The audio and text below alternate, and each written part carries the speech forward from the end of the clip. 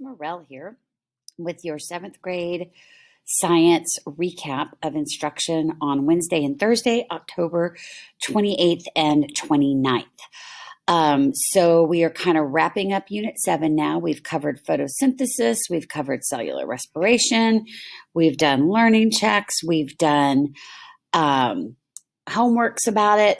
We talked about the learning targets. So we know that the kind of energy produced by the sun is called radiant energy, has two other names also, light and solar energy.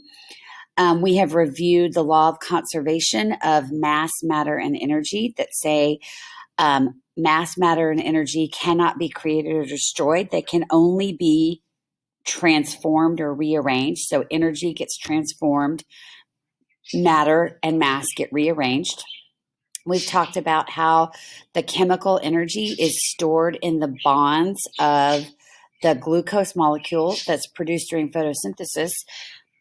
And it is a form of potential energy because it is stored energy. It is potential energy. We have talked about the chemical equation for photosynthesis a lot.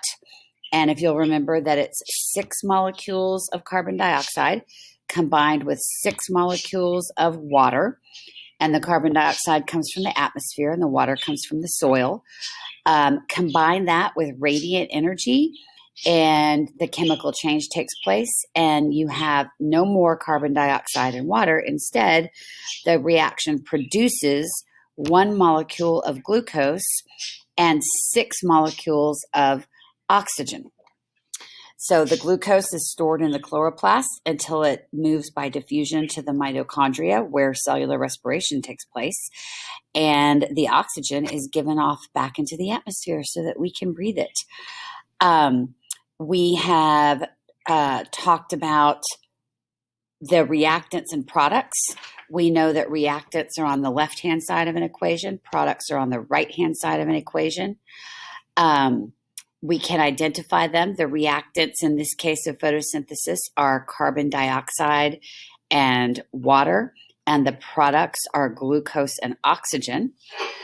And then finally, we can say the whole process in words. So instead of saying 6 CO2 plus 6 H2O with radiant energy produces C6H12O6 plus 6 O2, we can say carbon dioxide combined with water in the presence of radiant energy produces glucose and oxygen. So we are familiar enough with the photosynthesis equation that we can describe it in formulas, the equation, and in words. So in class today, we wrapped up our Unit 7, and we started with our warm-up questions. So if you haven't already, please go back and do that homework. It's linked at the bottom. Then we started a really cool diffusion demonstration. So we set up the lab and we watched as iodine molecules diffused into a starch solution because they're smaller molecules. And the concentration of molecules outside the bag was higher than inside the bag, so the molecules moved across the membrane. If you were absent or you are asynchronous, there is a video of the demonstration right here for you to look at. Then we went through, we monitored that demonstration all class period, and then we went through this lesson page and we talked about what diffusion is. So if you'll remember, diffusion is the movement of particles from an area of high concentration to an area of low concentration. And we call that difference between high concentration and low concentration a concentration gradient. And the particles always move down the gradient from high to low. Diffusion, there is always a membrane present. The particles are always crossing a membrane. Then we talked a little bit about osmosis, which is the exact same thing, but it applies only to water moving in and out of a cell. And that water can undergo osmosis and move in and out of a cell but it doesn't always have to cross the membrane. So osmosis can occur whether there's a membrane present or not.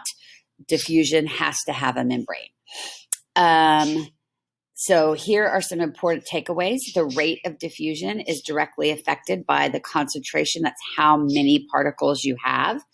The temperature of the solvent and solution, and solute and solvent, and the size of the molecules. The reason the cornstarch didn't diffuse is because it has 95 atoms in it. The formula is C27H48O20. That's a really big molecule, so it does not diffuse through the semi-permeable bag.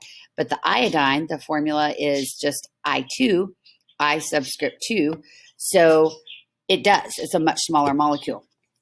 Then remember that diffusion occurs with or without a permeable membrane, and osmosis, no, that's the other way around. Osmosis occurs with or without a permeable membrane, and diffusion doesn't have to have one. There can be, yes, osmosis occurs with or without a membrane. Diffusion must have a membrane. Sorry about that. Anyway, so a really cool thing for you guys to do, if you'd like, is to go to this simulation where you can plug in numbers of particles, and you can change their masses and their sizes and their temperatures. You can speed them up by adding heat. You can remove the divider so that they spread out, and watch how they diffuse. So this is a really fun thing that kind of drives home those three things that affect diffusion, which are concentration of particles, size of particles, and temperature. So, all right, that should get you where you need to be. I hope you have a really awesome day.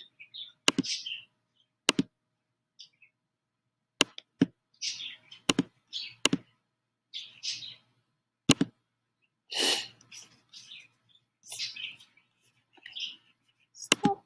Pause. Okay, hang on. Sorry, still here. I am now going